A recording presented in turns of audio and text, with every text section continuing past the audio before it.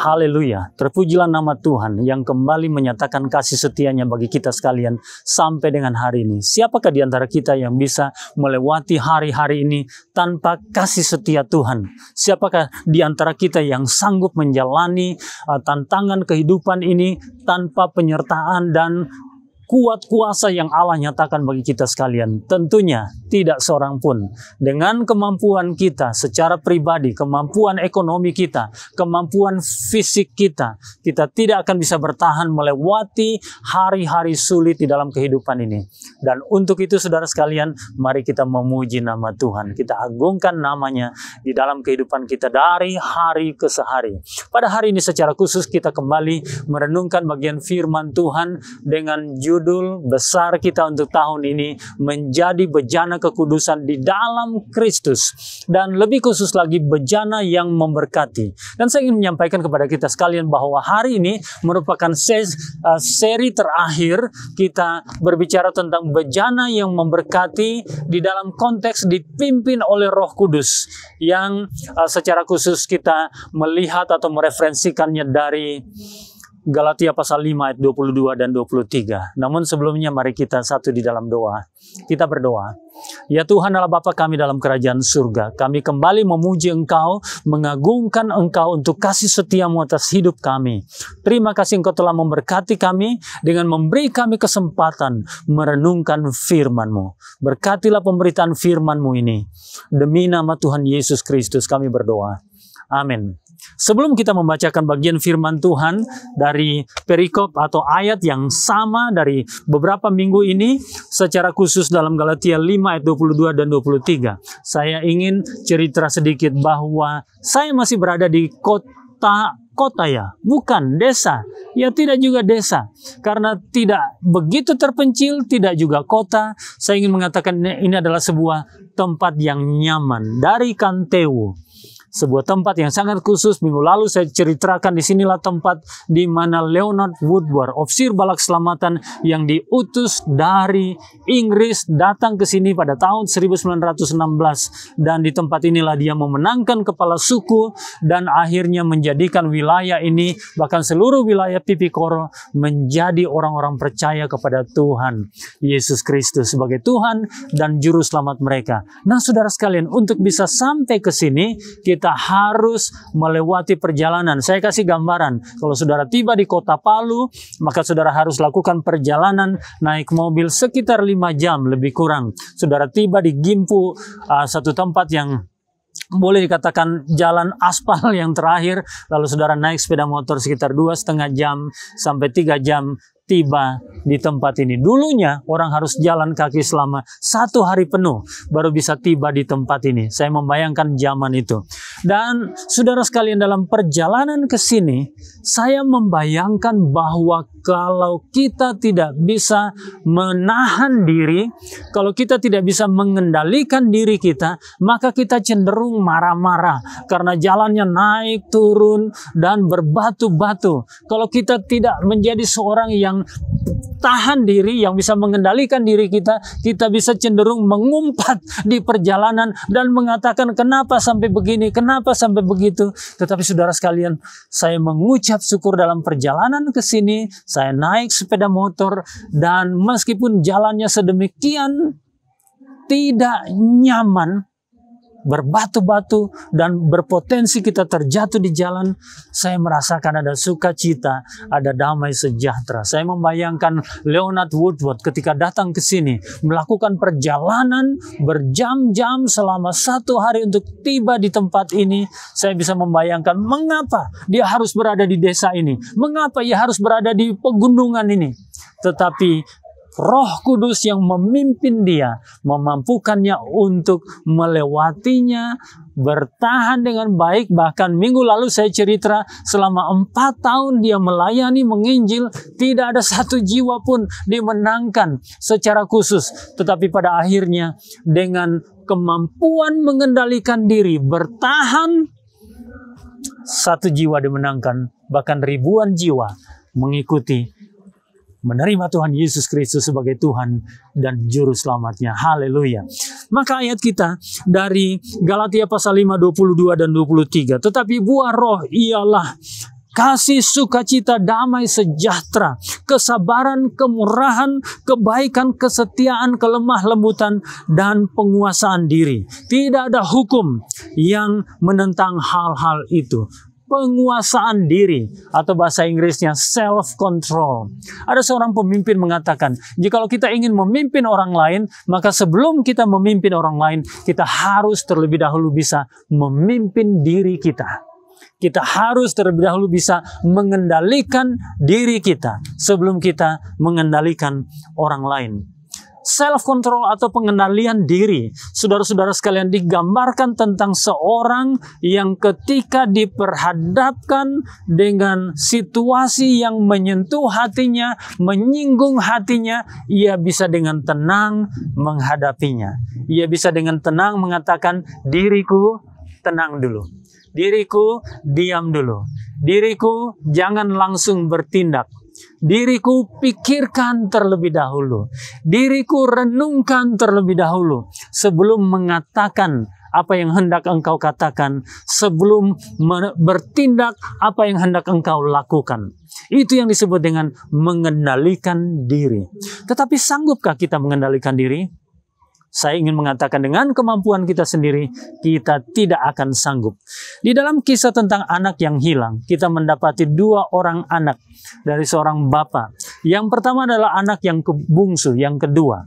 Kita mendapati ketika ia mulai berpikir-pikir, saya ingin hidup bebas, saya ingin hidup berfoya-foya, saya ingin hidup mengendalikan diri saya menurut apa yang saya mau. Saudara mendapati dia datang kepadanya, kepada ayahnya dalam Lukas pasal 15 ayat yang ke-12, dia mengatakan, Bapa, berikanlah kepadaku bagian harta milik kita yang menjadi hakku. Perhatikan, dia mengatakan bagian harta milik kita yang menjadi hakku.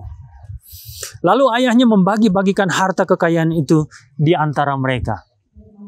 Saudara sekalian, kita mendapati seorang muda ini memang tidak gampang untuk menahan diri.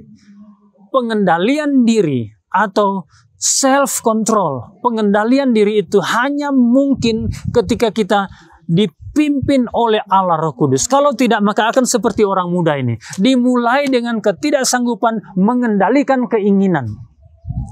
Dia sudah berpikir, dia merenungkan, kalau saya punya harta, meskipun papa saya belum mati, kalau saya sudah bisa ambil harta warisan saya, dia memikirkan, membayangkan apa yang mungkin akan dia bisa lakukan dengan segala harta warisan itu.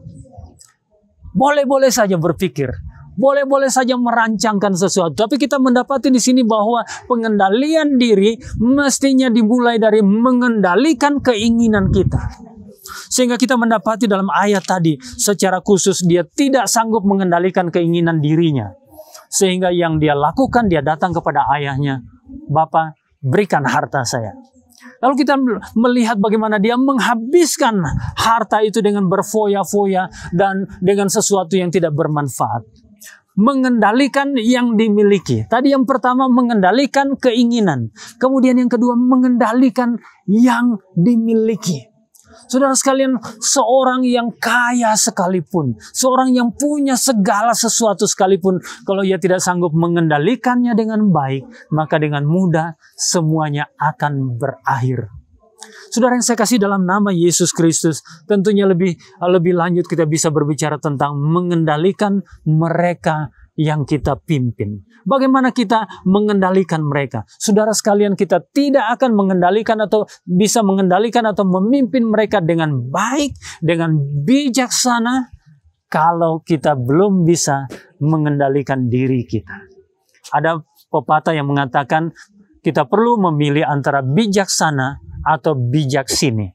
Kebanyakan orang bijak sini, selama kita berbicara tentang aku, selama kita berbicara tentang diri kita selalu, kepentingan kita, maka akan sulit kita mengendalikan keinginan kita, akan sulit kita mengendalikan apa yang kita miliki, akan sulit kita mengendalikan orang-orang yang kita pimpin dengan bijaksana. Kenapa? Karena selama kita tidak memimpin diri kita, mengendalikan kehendak kita, maka kita akan cenderung menjadi bijaksini, bukan bijaksana. Saudara-saudara yang saya kasih dalam nama Yesus Kristus, saya sangat kagum dengan Bapa yang digambarkan di dalam perumpamaan tentang anak yang hilang ini. Dari hari ke sehari, ia berdiri di ujung jalan.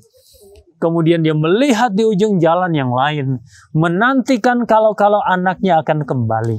Saudara, tidak dicatat sedikit pun bagaimana ayah ini marah dan mencak-mencak dan mengatakan, anakku, kamu begitu keterlaluan, itu bukan hakmu, saya sendiri belum meninggal dunia, bahkan mungkin belum sakit-sakitan, kenapa engkau sudah minta harta warisan, itu bertentangan dengan budaya kita, tidak boleh. Kemudian kita melihat catatan lebih lanjut. Setelah dia merangkul anaknya, menyambut dia dengan penuh kasih, sang kakak marah-marah. Papa, saya sudah bertahun-tahun kerja di sini dan Papa tidak pernah memotong seekor kambing pun untuk saya, untuk berpesta-pesta dengan saudara-saudara saya yang lain. Anak yang kedua pun marah luar biasa. Tidak layak sebetulnya seorang anak marah kepada ayah. Bukankah segala sesuatu yang dimiliki oleh ayahnya juga adalah miliknya dia? Kenapa sampai ia marah sedemikian rupa? Kehilangan kendali diri. Saudara-saudara sekalian, kenapa? Karena bijaksini. Kembali kepada keinginan untuk mengeksekusi, melakukan, menindaki yang diinginkan di dalam hatinya. Dan saudara tahu apa yang dikatakan oleh ayah? Anakku, engkau selalu bersama dengan aku. Semua sebetulnya milikmu. Saudara, kita melihat di sini dua anak kontras dengan ayah yang bijaksana, yang dapat mengendalikan dirinya. Sehingga dengan demikian dia dapat mengendalikan anak-anaknya dengan baik.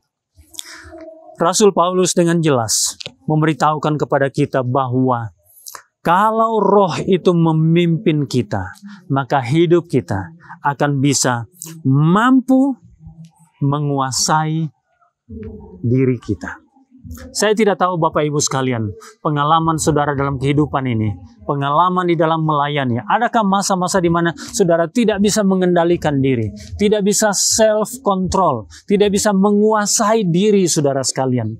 Maka selama saudara tidak bisa menguasai diri, saya ingin mengatakan kita cenderung menyesal, karena kita mudah mengucapkan sesuatu tanpa kita pikirkan, mudah mengambil tindakan tanpa kita merenungkan apa potensi resiko daripada tindakan-tindakan itu. Mudah mengambil keputusan dan seringkali saya mengatakan keputusan dengan sangat gampang tanpa mempertimbangkan dampak-dampak dari keputusan tersebut.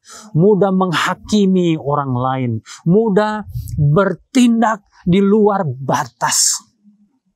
Saudara sekalian, emosi kita lebih dominan di dalam kehidupan kita. Dalam suratnya kepada jemaat di Roma, Rasul Paulus dengan begitu tegas mengatakan, biarlah engkau, biarlah kalian, biarlah seluruh umat Tuhan mengalami pembaharuan budinya. Berbeda dengan dunia ini. Dan itu hanya mungkin terjadi ketika Allah Roh Kudus menuntun kehidupan kita. Saya tidak tahu pengalaman Bapak Ibu sekalian. Mungkin tengah-tengah keluarga memiliki seorang anggota keluarga yang tidak bisa menguasai diri. Tidak ada penguasaan diri. Sehingga emosinya yang selalu nyata di dalam keluarga.